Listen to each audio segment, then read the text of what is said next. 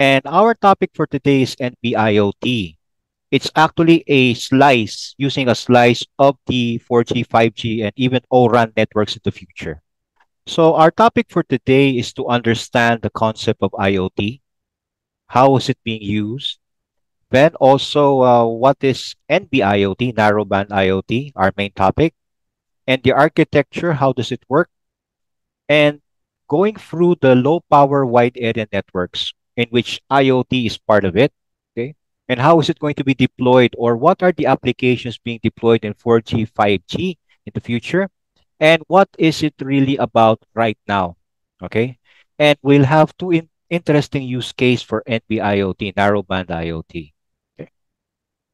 Okay. Before anything else, I would like to make sure that uh, we go through these topics more interesting. But let me start with a quote from a guy that I also very much idolize in terms of technology. Okay. And I'll quote him as, life is like riding a bicycle. To keep your balance, you must keep on moving. It also reflects on what we're doing right now. So I congratulate our 25 or 27 participants to wake up early on a Saturday. We should be enjoying ourselves right now by staying in bed, but then you chose to come over and continue or your search for education, and also to include more of our knowledge or better inputs to our knowledge here on the USA and Asia Open RAN Academy. So let me start with that. And also let us offer this Saturday to our Lord who gave us the time to come over and learn more. Okay, so we just keep on moving. Never look back. We just keep on moving. Okay, thank you very much. Now, let's start off with what is IoT, or the Internet of Things. IoT is actually a system of interrelated computing devices, mechanical and digital machines. It could be an object. You see, in other technologies, it is termed as objects. In other standards, IoT standard, it is called Internet of the Internet of Things. It's called things. It could also be placed digitally into animals, what you call tags. For people, it's called wearables. Okay, it's not injected inside their system, but it's actually a wearable. It's actually an ID. All of this have unique identifiers. Okay, so we'll talk in Taglish, ha? Hindi naman palaging English, but for certain much of the time we will talk in Taglish. Okay, so it is also the ability to transfer data. Ibig sabihin, with or without the network requiring human to human. Hindi palagi siyang sinusupervise. It can talk to one another. It can talk to the platform, send information with or without the supervision of people. So it's much more independent. Kaya nga, this is also symbiotic to AI. Okay? You give it a program, you give it what to do, and it will do it continuously until it has reached its maximum life. Okay? And it will tell you that I need to replace me. Okay? So that's the sensor type. And things actually has a digital print, and it's connected to the internet. Okay? That's why it's called Internet of Things, na-connected sa internet. Pag hindi siya konektado doon, it becomes a BMS, a building management system, or an FDAS. Okay? So something to that effect, wherein the only system that we have upgraded is IoT, which is Internet of Things. These sensors are now connected to the internet, which will give a bigger impact towards our society. Okay? Okay. So what are we going to talk about right now is the narrowband IoT, a specific technology or specific standard which is based on 3GPP. Okay? So what is narrowband? Bakit narrowband nga palang pinili nila? Okay. So narrowband is a data transmission standard which enables devices to operate in existing mobile networks. Okay, we will explain that later, especially with the comparison with other standards. Kasi sa ngayon, yung ating Internet of Things is still fragmented. There is no standard really what we'll use, because some can use LoRa 1, some can use Sigfox, okay, and some can use NB-IoT, depending upon the application towards the area. But forwards going, I well towards 3GPP, the standard remains narrowband IoT. Okay, and how does it really blend with the current network? It uses a small radio band of 200 kilohertz. na embedded na doon, either GSM, LTE, and 5G technologies. Nandun na siya. Okay? Kasama na siya sa frequency band na safe naman kasi it does not interfere. Kaya nga pinili natin narrowband. Okay? And it is specially designed for devices and sensors. Okay? Devices and sensors. Later on, you will take a look at how much or how big or how massive this network can take in sensors and devices. Okay. So these devices collect information. Okay. And these devices are processed through a cloud. So dito sa IoT, hindi lang pinag-uusapan natin yung RF, ha. Pinag-uusapan rin natin yung communication standards at papunta sa cloud, another I4 technology, and all the way up to a dashboard. Okay? So NB-IoT also employs new physical layers. Okay? That keeps deep indoors and outdoors positively. Ibig sabihin, yung kanyang coverage will be extended and improved. Okay? Kasi yan naman ang isa sa mga bagay na kailangan ng isang IoT system. Yung kanyang reach. Okay? And it uses MQTT to communicate with sensors. Okay? And bidirectional path of NBI sensors going to the base station and base stations communicating back. Okay? So, why narrowband nga pala compared sa broadband? Okay. Kasi if you're going to take a look at the picture, okay, you can see that there are certain advantages of narrowband compared sa broadband. First is the noise level. Second is the focus. Diba? Pag focus ka, ibig sabihin, pag narrowband, mas mahaba ang iyong reach. Okay. Ngayon, pag mahaba ang iyong reach, ibig sabihin you can serve more of the coverage area. Okay? And you are immune practically. Dahil focus ka, you eliminate mostly the noise. Hindi ka nakakasagabal dun sa iyong bandwidth at dun sa iyong existing network. Kaya NB-IoT ang pinili nila, narrowband. Okay? Let's summarize that in a table. Okay, see this table? May trade-offs, but then you can see that the efficiency is very high. Okay? The power efficiency is high. Okay? The data rate is low. Hindi natin kailangan na mataas. The range is very long. And the security and ruggedness is high. Even the environmental penetration. Okay? So yan, kaya pinili natin yung NB-IoT or narrowband. Before, it was using LTE-M and using GSM. Pwede rin. But then, it was not yet high time to use it. The best way to use it is now because we're going to release 14 to 16 na. Okay?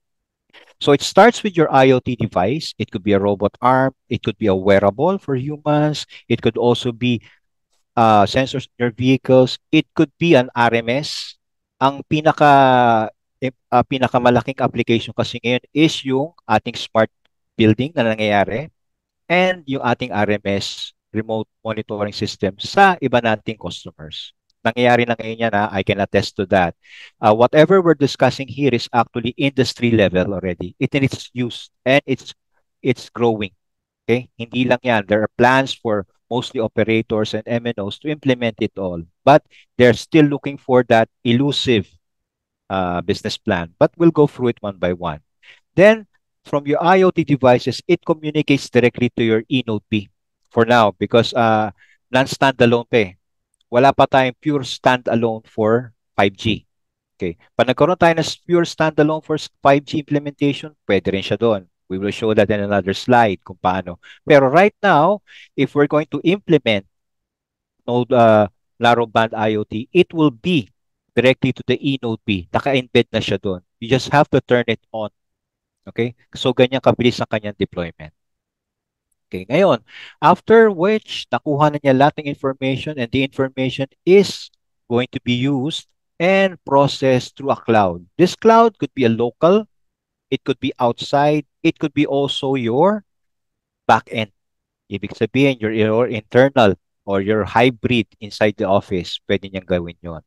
Okay, or your an operator or an independent player in the industry, okay, what we call disruptive, can also process that. Okay.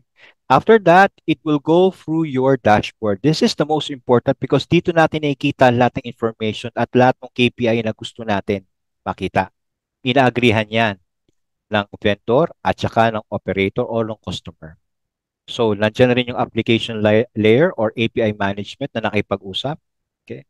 And that dashboard will really show you what is going on to your network or to your measured or to your areas or facilities or to your building facilities.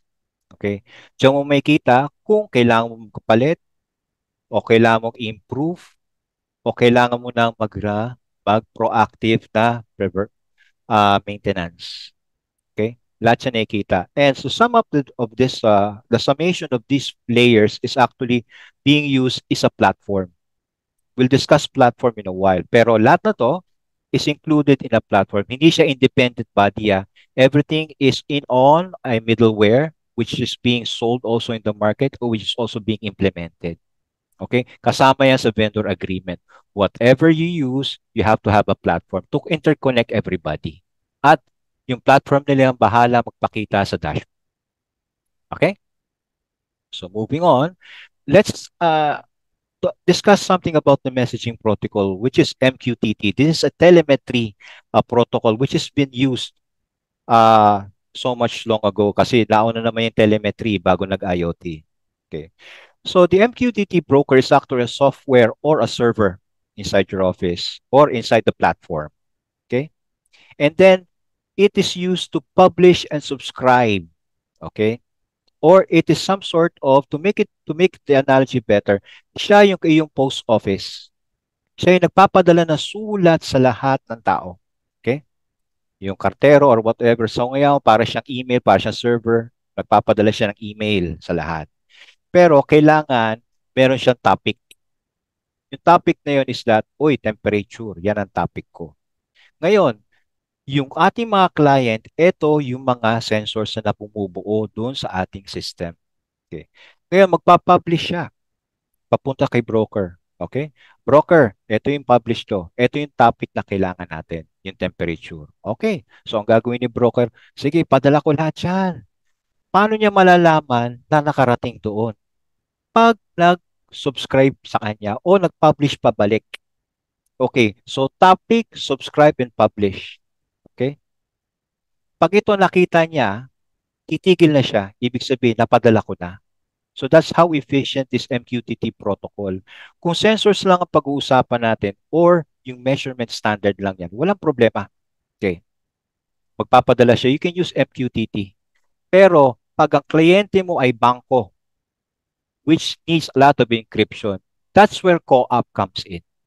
But we'll discuss that later on, siguro on a new course. Pero right now, ang ginagamit sa industry, ang madalas gamitin is MQTT kasi simple lang, mura, at wala siyang gaanong resources na kailangan. Si co-op, mas dagdag yun. Pero mas secured si co-op. Okay? So, thumbs up nga tayo. Naintindihan ba itong protocol na to? This is something new. I'm not pretty sure if everybody has already encountered it. So, we'll take some time to discuss it too here. Paki-thumbs up nga kung okay yung ating messaging protocol. Kung naintindihan natin yung topic, yung subscriber at saka yung publish. Yan. Thank you po. Okay. So questions please ha. Kung meron kayong mga questions, let's see, may isang pumasok. Wala. Thank you, thank you. Thank you, Mr. Prudence. Okay. Okay. Okay. If I'm too fast, you also tell me ha. Okay. So eto yung ating dashboard. This is similar to what we have used in my previous employment. Okay. So dyan yan nakikita kung ano yung energy consumption. Mind you guys, mind you, my co-attendees today, na mas maraming tumitingin ngayon sa energy at saka power consumption. Isa to sa mga pinaka-importante sa kanila because they want to understand kung yung kanilang mga air conditioning units o ang kanilang power o kailang binabayaran is worth it. Kasi ang ginagawa naman nila ngayon is that pag nakita nila masyadong mataas yung kanilang loading, they take a look at the whole electrical system. And then take a look at kung maraming tao doon sa area yun, walang problema. Pero pag kukunti ang tao tapos mataas pa rin yung ating consumption, there might be something wrong. We need to make sure that the aircon is off. So, ang pinakikita nito is efficiency. Yung binabayad nila is tama. So yan ang isa sa mga yan ang importanteng part ng dashboard. Ipinapakita niya in real time pero not really per minute. there is also a limit of that. Kailangan kasi talaga, kung magpapadala tayo ng data, is efficient rin. Kasi kung hindi, may problema tayo sa battery. Later ha, we will discuss that in LP1. Okay. Ito yung paborito kong i-discuss kasi this will show kung gaano nakatagal yung ating sensor. Okay, I have a first question for you. Sino ang makapagsabi kung sa chat box ha, sino makapagsabi kung anong year nagkaroon tayo ng unang sensor? Walang gagamit ng Google ha. Ba, mamaya nag-Google kayo. Ano yon? Yung premyo, singilin nyo lang kay Richard later ha. Pero let's see. Sa chat box, pakilagay kung anong year unang gumamit tayo ng sensor. Kung meron masipag pa, ano yung sensor na yon? Okay. Okay? Meron ba magsusubok o meron pa tumitingin sa ano? Baka nag-Google pa ha? Meron? Okay, let's see. Sino tong masipag na to? Aha. Okay, sir. Medyo advanced tayo ng konti. Sir Benjamin, it's 1979. It was a thermocouple. Yun yung kauna-unahan dating sensor. Okay? So, 1979 na lang, meron na tayong sensor. Sa 75, dinedevelop pa lang siya, sir. Okay? Okay, that's good. At least may sumubok. So, yan. Ang sensor kasi actually always detects and sends RF signal, electrical signal, ha? Going to this control center. And from the control center, that uh, mag-activate lang naman ang control center pag may na-sense, kumbaga meron siya nakitang problema, may smoke o kaya yung temperature niya ay nagbago abnormally, okay? Hindi na normal yung umiinit siya consistently, magpapadala na yung signal papunta sa isang actuator. Ang actuator is actually an action taker. Ibig sabihin, pag kinausap siya ng sensor via the network, ang ginagawa niya, usually FDAS na ngayon magpapadala yan either water pero hindi na water. Before it was water, now it's going to be chemicals, yung FDAS. Okay? So, ganyan kasimple yung ating sensor to actuator flow. Okay. Gumagana yan. Gumagana yan. Before pa, ang tawag dyan is FDAS or yung building management. Ngayon, imagine kung itong system na to mapunta sa internet, kung gaano kalawak ang support niya. Kasi pag ito, FDAS, this is building restrictive. Diba? Building restrictive, dun lang nakikita ng operations people. Pero there are times na walang operations people nagkakasakit, nagkakaproblema sa kanyang shiftings. 24 hours kasi yan eh. Imagine ngayon na kahit walang tao doon sa operations center, naka-notify dahil sa IoT, Internet of Things, naka-notify ito doon sa fire, sa LGU, hanggang sa CEO level at saka supervisor. So, ibig sabihin, pag nagkaroon ng notification lahat, mas maraming ang mag-aakto, maraming mag-a-action, maraming pupunta. So, it has a pre, kumbaga, a pre-precursor na ibig sabihin pa nagka-problema na may magre-respond. So, yan ang importante dito. It's not only, kumbaga, in-upgrade natin yung FDAS into something much more actionable. Okay, so mas malaki ang action ngayon and yung precursor o ibig sabihin, pre-maintenance is better, efficiency-wise. Okay? So, yan yung sensor to actuator flow. Ngayon, kung those in college are quite lucky because they have these projects already going. And it's good kasi nag-upgrade. So, ito yung mga prototyping. Meron kasi tayong ginagamit ng mga prototyping, nilalagay natin sa boards, which is Arduino or what they call Raspberry Pi, na kahit yung mga juniors o mga senior high schools ngayon are using, which is very good. Ibig sabihin, natututo rin sila ng programming and all those languages na pwedeng gamitin sa IoT. Kaya paglabas nila out of college, meron silang papakita na they have been coding or they've been using this. And it's to advantage of the ECEs, IT, and all those related disciplines of engineering or technology. Now, we come to connectivity. So itong picture na to summarizes every technology that we have right now. Paki-thumbs up nga kung kita, kung maganda naman yung ating slide. Paki-thumbs up. Okay, good. So please remember this because we have two branches here. One is 3GPP, which we're in 4G, 5G O-RAN. And the other one is 3G, non-3GPP. Ano yung non-3GPP? We have the WAN, LAN, the Wi-Fi, and we have the PAN. PAN is also a personal access network, but the most famous of all is Bluetooth kasi ito yung ginagamit natin madalas eh. Oh, of course, yung Bluetooth speakers mo, Bluetooth na what you call this, not only speakers but also your headset is Bluetooth right now or RF related. And then the other three, the Thread, the Zigbee, and the NFC, these are used by short distance IoT, home automation. Ito yung ginagamit nila. Although hindi lang nila in-explicit o in-explain maigi, pero these are the technologies being used. Hindi mo naman kailangan yung Wi-Fi gaano kasi masyadong mahal ang Wi-Fi at kanyang pagkain ng baterya is very high. So we have the WAN, the wide area network, which includes 3GPP cellulars, okay? So we have LTE, we have 3G, we have 2G, we have 5G, okay? And then we come to the realization of low power wide area network. Nandito ngayon ang labanan ng IoT. Practically nandito siya. Okay. Hindi sa cellular. Ang cellular is all about connectivity. Ito yung nagpapatakbo ng buong sistema natin. Which is NB-IoT is a big player. Okay. Why? Kasi naka-deploy na siya eh. You just have to turn on the switch. Etong LoRa, si Sigfox, at saka si MIoT have their own unique cases, pero you still need to build the infrastructure on top of the cellular. Okay? So, mas may capital intensive na siya. Etong NB-IoT, you just need to involve yourself on the network planning, your coverage planning, plus kung ilan sensors ang kailangan mo. Ang pinaka-cash out mo lang dito is yung sensors. The rest is cash out in everything, gateway plus sensors. Okay? So dito nagkakaroon tayo ng matinding competition in the near future. Okay? And we have satellite right now. Pwede rin yung satellite IoT. We will discuss satellite IoT in a later, what we call this, in a new course maybe, given a chance. Okay? So paano ba natin nakikita yung evolution ngayon? So from release 10, okay, ng 3GPP, nagkakaroon na siya ng movement.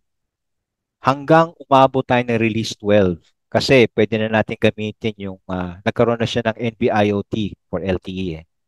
So release 13, release 14, eto na yung current na ginagamit natin, yung eNodeB IoT. Okay? Then, take a look at the downlink peak data for NB-IoT release 13. It's already 2 kilohertz, 2 kilohertz, okay? O 2, and then 0.2. And it's very low. Yan ang kailangan natin for sa LP1. Okay? So, a little bit of pictures here. Sa GSM, kaya na kasi low 200 kilohertz yan eh. Okay? Ngayon, bakit ko sinasabing embedded na siya sa LTE? Kasi nasa loob na siya ng guard band, pwede natin gamitin. So, it's safe. At pwede na siya sa in-band. Pero kailangan lang talaga na meron siyang yung resource management niya is good. Okay? Kasi every burst ng LTE has a resource. So, kasama na siya doon. So, ganyan kabilis ang kanyang deployment. Okay? Okay, let's now go to 4G architecture. Now, the architecture that we're looking right now is the current one. We have NB-IoT eNodeBs. Activate, kita niya kaagad yung infrastructure. Kita kaagad niya yung healthcare na pwedeng gamitin sa hospital. Security and surveillance, kita kaagad. So, these are LGU part and transportation. Okay. Yung ating mga, what we call this, fleet management, tracking devices, pwede. And consumer and home, pwede rin. Pero sa loob ng tong bahay na to, mas lamang yung home automation using Zigbee. Mas mabilis eh. Tapos magkakaroon na lang siya ng parang interface dito going to NB-IoT na eNodeBs. And the same, nakikita natin yung ating connection sa MME, okay, sa gateways, at importante din yung cloud application server. Also wave out. Now, we have a 5G architecture. The same. Iko-convert lang natin sa 5G GNOD, and we have the edge network na na-discuss rin ni Sir Nunez. So that's the importance of edge network. Pinapalapit niya. Okay, going to the core and your cloud IoT application that could be remote, it could be in country, it could be in building, it could be the operator's own, pero we still need that for our analysis. So nakita natin, we have sensors, we have phones, we have group of sensors, we have the robot arm for manufacturing, and we have tracking devices for fleet management. Okay? So 4G and 5G, hindi naman nagkakalayo. It all depends if that slice is available. And talking about slices, eto na. Okay. Meron tayong 5G slice. Right now, the most used slice is the EMBB, the Enhanced Mobile Broadband. Dito tayo nag-play ng games, dito tayo nag-OTT, dito tayo nag-Netflix, lahat. Although may mga problema pa rin, we cannot really have 100% sure, but this EMBB for mobile or for the 5G is what we are using right now. In the future pa, yung mission critical communications or the URLLC. And right now, if we activate NB-IoT, it will definitely go to the massive Internet of Things or the MMTC. Okay? So we have deep coverage, low energy consumption, low complexity, and massive deployment. Biruin mo, 1 million nodes per kilometer square. So lahat ng pwede natin ilagay na wearables, na devices can be used. Okay. So remember this, once NB-IoT is activated by all the operators here in the Philippines, we could make sure that the second slice will come in. So we're now moving on to low power wide area network.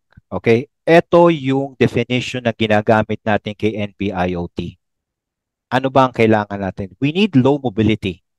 Ibig sabihin kasi lahat ng sensors natin, most of them are static. Hindi siya gumagalaw. Ano lang ba ang gumagalaw para sa LP1? It is the fleet management. Ito yung nilalagyan mo ng GPS, yung mga kotse, yung mga gamit nyo, yung mga delivery galing sa warehouse o kaya yung sa, halimbawa, yung pag bumibili tayo sa Lazada, di ba? Even yung motorcycle, we can put in a GPS and connect it via IoT. Okay? Then we have low power. Ang importante kasi, ang sensors natin, kaya nagiging simple lang ang diskarte is battery life niya is DC. Baterya lang yan. Hindi niya kailangan magkonekta pa sa AC. Ang nilalagay, ang may nakakonekta lang sa AC is yung ating base station. The rest is all DC. Kaya pag kinabit mo yan, we are counting on 10 years bago palitan. And later on, titignan natin kung talagang totoo ba yan o hindi. Then we have low cost. Pasok na pasok to sa NB-IoT. Why? Because you just have to turn it on. Ang kasus mo lang dyan is the location of the sensors and making sure na either outdoor or indoor, meron kang coverage. Okay? Then long range. Pasok yan kasi ibig sabihin, sa dami naman ating na-deploy na base stations, hindi na problema to. Our network is already maturing. We're just looking forward to where are the hotspots. Yan ang tinitignan natin ngayon. And 5G is being rolled out. Okay, I did my first 5G is in the indoor in SM Pampanga, and the other one is in Makati. These are very much active right now, and I can attest na maganda naman ang takbo ng ating 5G. It's just that looking forward for that specific application na kailangan to solve. Okay? Okay. So this is another picture. It shows you Wi-Fi, it shows you cellular, pwede rin. Pero ang panalo dito are these technologies which NB-IoT could lead. Okay, could la, kasi I will explain in a while. Okay? So ito yung mga standards na based from the table na nagdo-dominate ngayon. Okay, tignan natin one by one ha, pero using this table. Okay. So we have divided it into table. We have short range na pinag-usapan natin kanina. And we have local area. Local area sa bahay lang to, indoor networks. Now, if we go to wide area, ito yung outdoor networks. Okay, papuntang sa 3GPP, walang problema kasi we have LTE and NB-IoT going to 5G. Ito, pero ang existing natin ngayon is LoRa. Okay? Yan ang isa nating question. Bakit LoRa? Okay. Okay, just a brief background. Kasi, merong tinitignan business case ang ating operators. So right now, nagte-testing pa sila kung saan nila ilalagay yung ating NB-IoT na base stations na i-turn on lang nila. So, nasasamantala naman ngayon, si LoRa pumasok sa Pilipinas. In which, ang problema nga lang, si Sigfox, si LoRa, si Ingenuity, Whiteless is fragmented. Hindi siya katulad ng 3GPP na pag sinabi mo 3GPP, all throughout is a global standard. Here, it's not yet. And in the coming years, we will take a look if it will disappear or it will be eaten up by the 3GPP standard. May possibility na rin yun. Okay, si Sigfox, I hopefully it will still stay long kasi nagkaka-problema siya sa kanyang cash flow. LoRa is strong. Okay? Okay. So, pinag-uusapan natin yung platforms kanina. Ano ba yung platform? Siya yung may hawak ng buong system. Okay? It's the middleware. When we talk of middleware, hawak niya hanggang from from devices, all from cloud devices until analysis, until dashboard.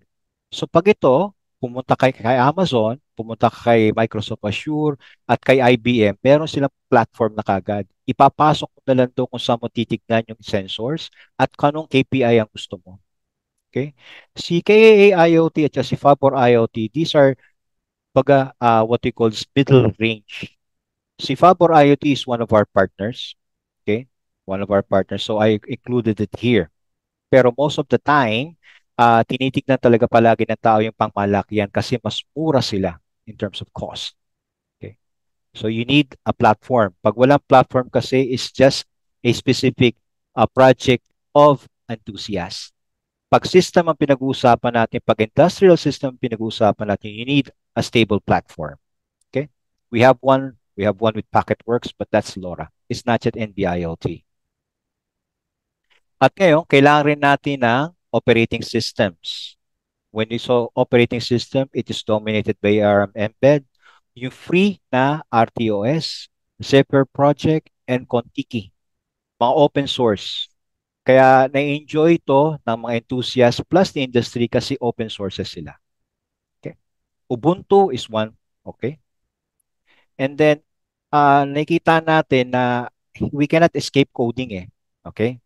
So for the younger generation, of course, you need to program your devices and in the cloud. So ito yung sumisikat ngayon na napakasikat talaga, to be exact, ng Python, C at saka C++. Although napag-aralan ko ng konti ito ng college, pero I really never practice it. But right now, I am personally revisiting it. Okay? Including Java and JSON. So coding is really one of the what ko upskilling that we need. We have to upskill to that. So maintindihan natin yung systems. Kasi when we talk of new technologies coming in, it really has coding. Okay, so going on to the next slide. Ito na yung advantage ni NB-IoT. First is that low cost because only devices. And nakikita nyo naman, 100K per cell. Okay? So kaya niyang kunin yun, ideally. Then we have deep penetration because we're talking about the whole network combined, and easily deployment because it's already integrated into the cellular network. Okay? And low power battery operations. Kaya yan. So this means na yung business sense natin will go for this advantage. Okay? Advantage, hindi disadvantage. Ha? Okay? Ito yung challenges natin. Let's be a little bit balanced here because ito yung because of the experience, my 2 years experience of handling IoT on the other side, on my last employment. Yung business model actually wala pa talagang UCI NB-IoT dito sa Pilipinas. Okay? Ang merong use dito or merong use case is actually si LoRa 1. Bakit? Yung business model niya kasi. Okay? Can the business case support the required revenue? Ito yung unang-unang tinitignan ng operators. Kukuha ba tayo ng partnership with a big manufacturing firm para ma-justify natin? Okay? Pag hindi ba natin nakuha itong business model na to is that wala pa mangyayari. So yan ang unang tanong ng kung mag-i-invest sila eh. Unfortunately, hindi pa nila nasasagot yan. Second, connectivity, wala namang problema eh. Kasi connectivity will always be there kasi buo na yung network eh. Ang tinitignan na lang ngayon is that yung frequency plan or yung scrambling code or yung code plan for AFDMA is secured. Kasi papasok siya doon Kung nasa guard band siya, walang problema eh. Pero kung in band siya, then we have to take a look at the way we plan for quality purposes. Okay, big data analysis. Gagamit na ba tayo ng AI or RPA in the cloud? Madali na naman sagutin yan eh. And then, one big question is also security. Gaano ba ka-secure o gaano ba katindi yung ating mga certificates ng ating sensors na kukunin nila o nung bibilhin? Okay. Second, interoperability. Yung bang ibang standards pwede pang pumasok sa kanilang network? Pwede pumasok naman. Kaso nga lang, connectivity-wise, hindi totally ma-ooperate nila. Hindi totally na papasok sa kanilang platform. Yan ang medyo problema. And then awareness of the technology. Okay. So ito. So when we say full blast, we're going to the deployment. So pwedeng tracking, pwedeng industrial management, pero dapat ang kailangan natin dito is volume. Pero noong nagdaang 2 years, meron tayong na-discover na isang napakagandang application ng IoT. That is smart metering. Okay? Kasi hindi tayo pwedeng lumabas eh. Ang nag-flourish kasi noon is actually e-commerce using again connectivity and smart metering with our utilities, both Meralco and also Maynilad or Manila Waters. Ibig sabihin, pag naging smart meter na siya, hindi mo na kailangan magpadala ng tao. Okay? At dito naman, para sa Manila Waters o Maynilad, yung leakage ay pwedeng ma-detect yan via IoT. Pero ibang technology rin yung ginagamit nila. Pero yung connectivity, still with the two networks. Okay? Isa pa, nakikita natin, environment, yung flood monitoring, yung ating Marikina.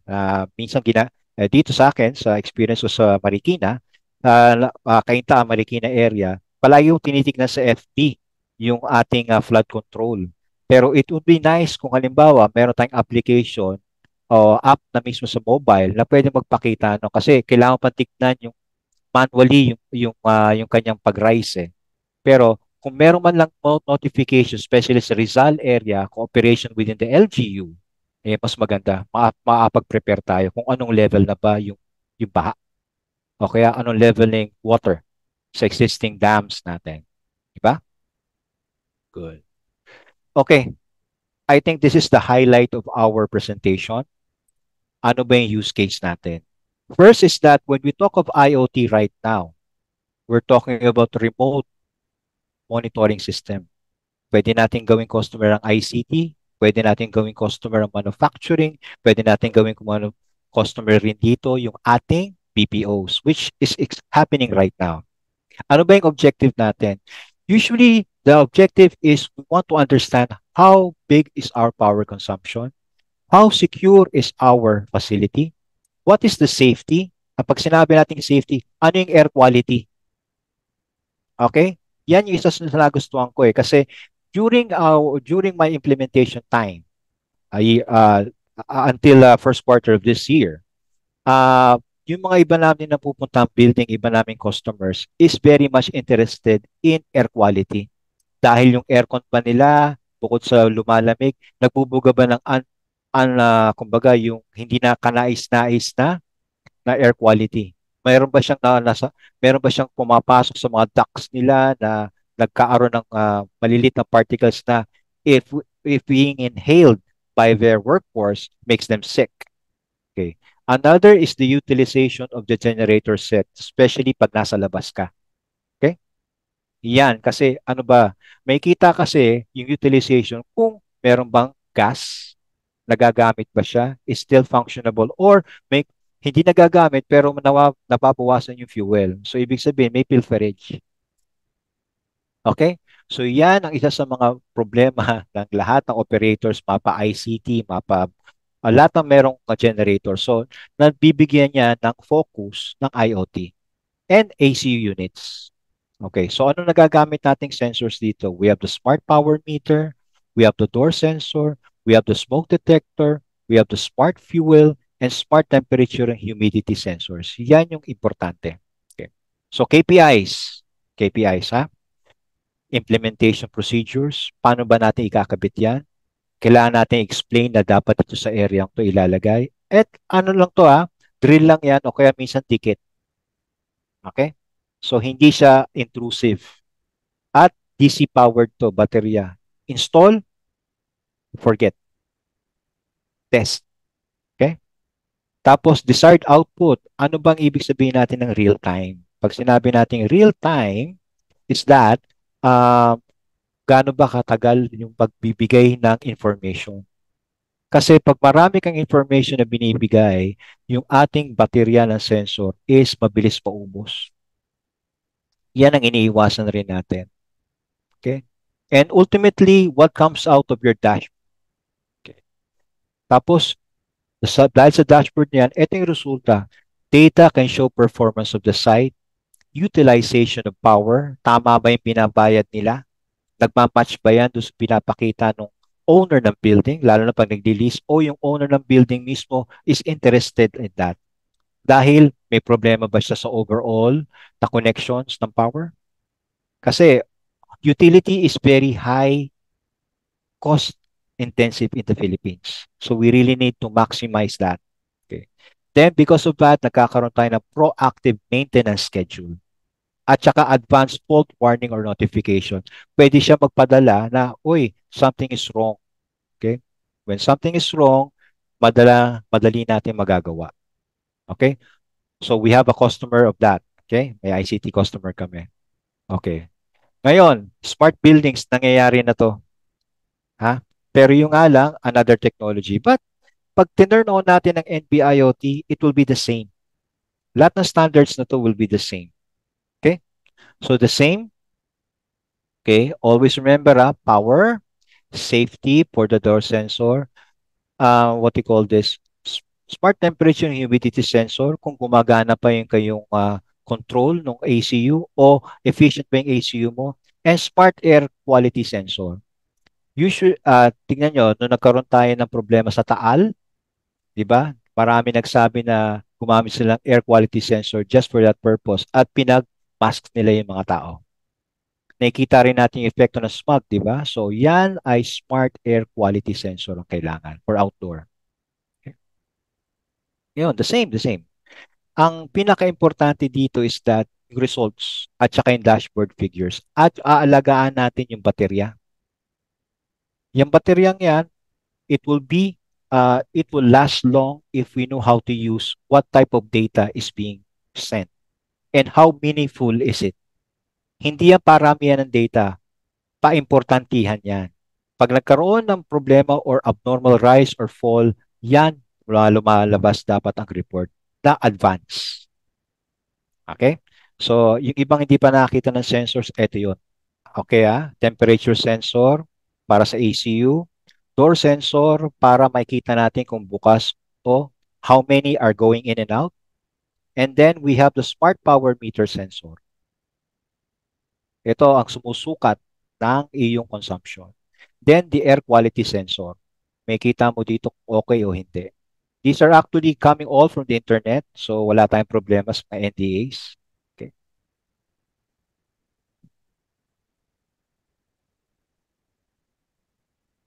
So let's now summarize now. NB-IoT uses the 3GPP standard. Okay. NB-IoT is embedded in the network for 4G and 5G, so you just have to turn on the switch and laban na siya. Okay. Faster deployment in the field for both outdoor and indoor. And we have better indoor and outdoor penetration. And we're very much secured kasi mas secured ang tinatakbuhan nating network. Okay. Ang pinaka-biggest problem lang ngayon o biggest driver ng ating business is that gaano ba kalaking volume ang makukuha ko? Pag nagkabit pa ako dito ng NB-IoT o if I activate it, will it be giving me back my ROI or tatalunin pa ako ng subscription ng Spotify at saka ng Netflix? Yun yung mga ganong klase mag-isip ang operator eh. Magagamit ba niya lahat ng, mamamaximize ba niya yung facility ng kanyang network when I put on NB-IoT? Okay? Or is there a way na halimbawa yung aking network could work with LoRaWAN or other technologies na pwede sila maghati ng revenue? Siya ang bahala sa connectivity and voice, bahala naman sa sensors, yung other technologies. that sums up everything because without the business case, which is happening right now for NB-IoT, care of the MNOs, hindi siya magpupush na gamitin to. Unfortunately, pero we have to discuss kasi it is a possibility.